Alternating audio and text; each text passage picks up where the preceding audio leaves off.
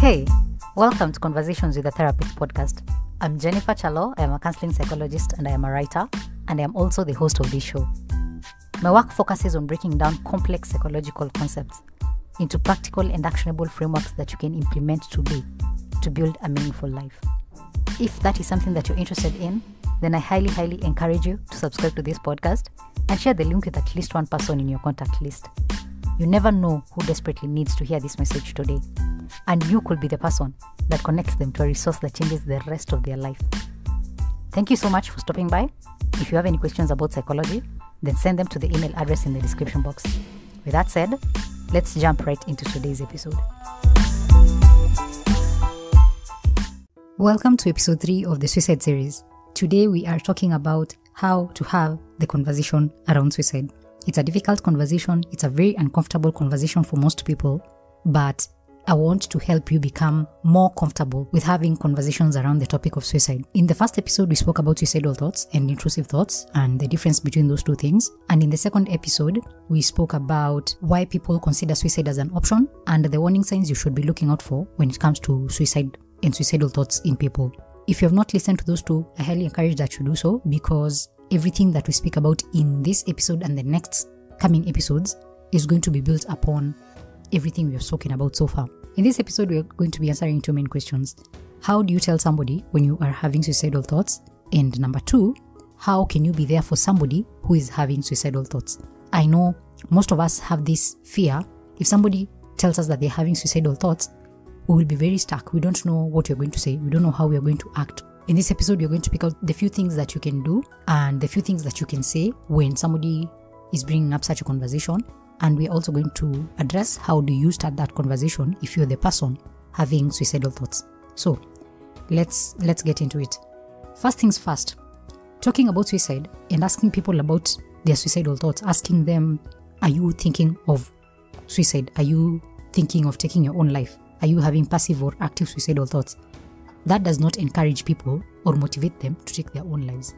Most of us think that if you ask somebody, are you having suicidal thoughts? Then you're going to make them think, oh, hiya, I had not thought of suicide. Thank you for reminding me that suicide is an option. Let me go and now take my own life. I promise you that's not how it works. If you ask people whether they're having suicidal thoughts or not, you're not going to plant an idea in their head or tell them something that they have not already thought. So asking people if they're having suicidal thoughts does not make them actively suicidal. If anything, it helps people understand that they are not alone. It helps people understand that you are somebody they can have such a difficult and uncomfortable conversation with.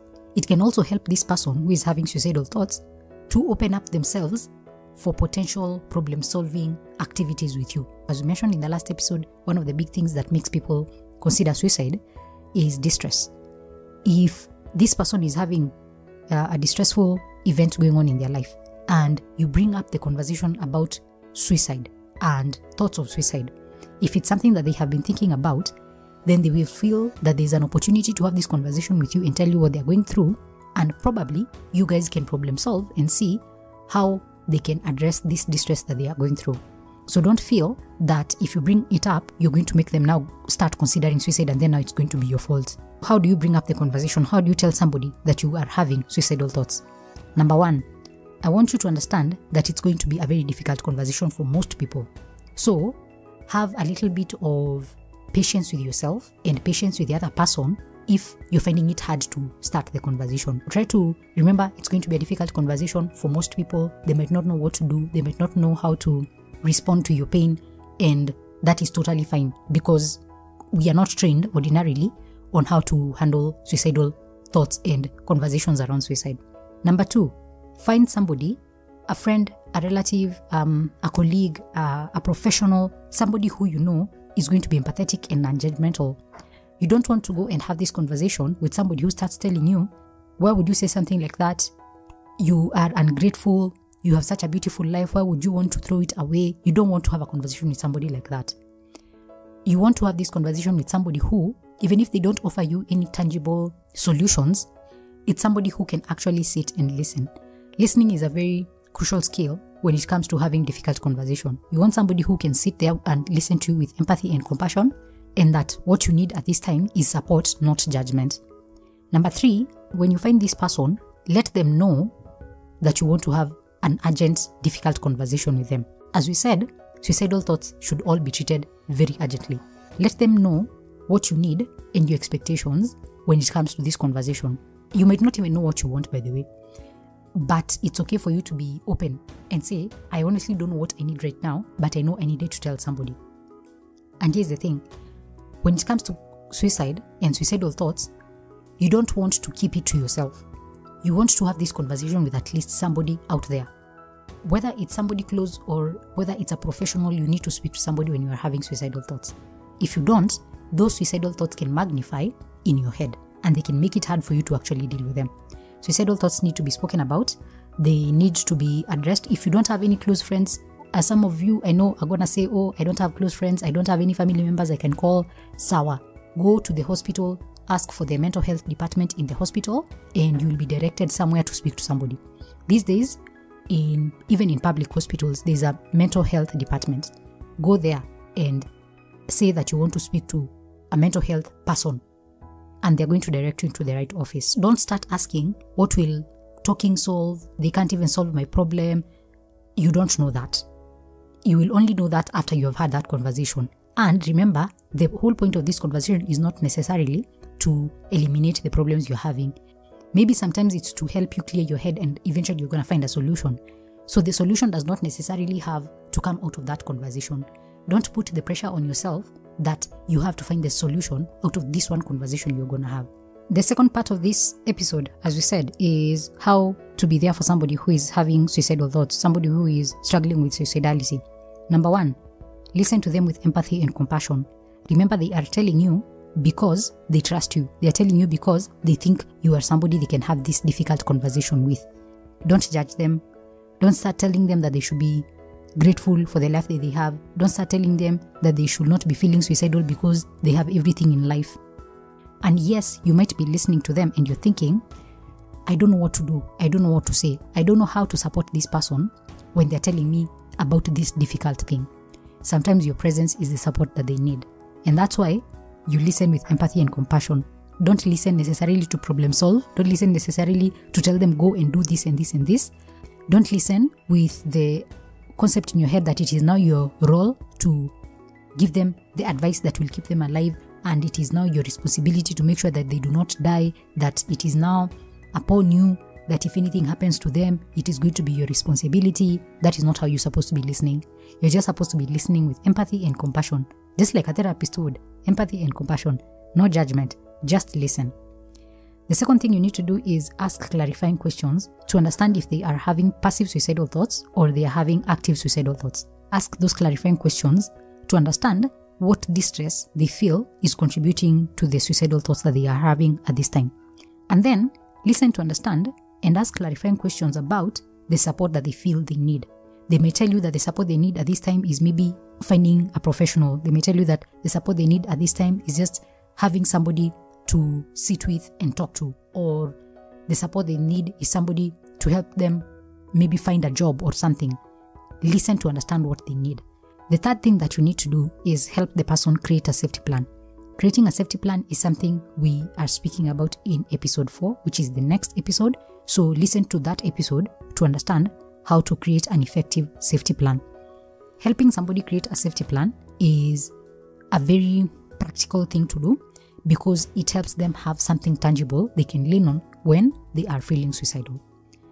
The fourth thing that you can do is connect this person to resources and to professionals such as therapists. As we've said in the past, when somebody is having suicidal thoughts, sometimes they may need help that is beyond what you can offer in your capacity. You might find that they need the support of a therapist. Maybe they need support from a psychiatrist. Maybe they need support from a hospital. It could be that they need resources. It could be that maybe they need something to help them understand what they are going through. It could be that they need a resource like this podcast where we are talking about what is suicide, what is suicidal thoughts, and what to do about them. And beyond that, you could supply them with the resources they need to help them deal with the distress they are going through. So maybe if it's a job issue that is causing them a lot of distress, you can help them get on a job board and apply for jobs. You can help them go to different offices and drop their CV. You can help them find online remote jobs that they can do. Those are resources. That's why you need to listen keenly to understand what they need. because it will help you understand what kind of resources you can direct them to. Lastly, you need to check in on the person. You need to help them feel that they are not alone. In episode 2, we spoke about thwarted belongingness being one of the key determinants of why people start considering suicide as an option and a potential solution to their problems. So, making them feel that they belong, making them feel that they are connected, that they are not alone, that you're there with them, that you're going to support them through whatever they are going through, is a big part of helping somebody who is having suicidal thoughts, and just being there for them when they are going through this dark time. So those are the things that you can do when somebody is having suicidal thoughts, and I hope you find them quite helpful. If somebody is having suicidal thoughts, don't start telling them that it's crazy for them to be having those suicidal thoughts, or that they are being dramatic, that they are seeking attention. You can't start telling them that killing themselves is a sin, that suicide is a crime, and you're going to report them to the police. This is not the time to tell them that whatever they are stressing about is not worth killing themselves over. Like, those things can make them feel very invalidated. It can make them feel judged. It's like you're telling them they should not be feeling what they're feeling. But as we know, you don't dictate the feelings. The feelings are there, and you just manage them. Some things that you can actually say to someone who is having suicidal thoughts is that you are there with them, you're willing to help, you want to know what they're going through, you're willing to help them find the support that they need. You can let them know that you're willing to problem solve with them, that you are willing to find potential solutions that are not as permanent as death, and you're willing to walk with them through the journey, and you're willing to help them find support from other quarters. It could be a professional, it could be a support group, it could be friends, it could be family. We need to have a little bit more empathy when we're having conversations around suicidal thoughts, because first of all, suicidal thoughts are very common. People are walking around with suicidal thoughts every day, and you don't know what you might say that could actually act as the trigger for somebody to eventually take their life. So let's be very keen, let's be very empathetic, let's have a lot of compassion. We need to understand that people who take their own lives are usually people who have held on for as long as they thought they could. I don't know what your thoughts are when it comes to this issue of suicide being a selfish act, and I would like to hear them. Please let me know in the comments or wherever you're listening to this. Tell me what you think about suicide and this notion that suicide is selfish. If this episode has been informative to you, valuable to you in any way, shape or form, share it with somebody. You could be the link that gets this resource to somebody who really needs it. In the next episode, we are going to talk about how to create a suicide safety plan. If you have any questions about suicide, mental health, psychology in general, send them through the email address in the description box. And with that, I will see you in the next episode. Take care of yourself and take care of your mental health.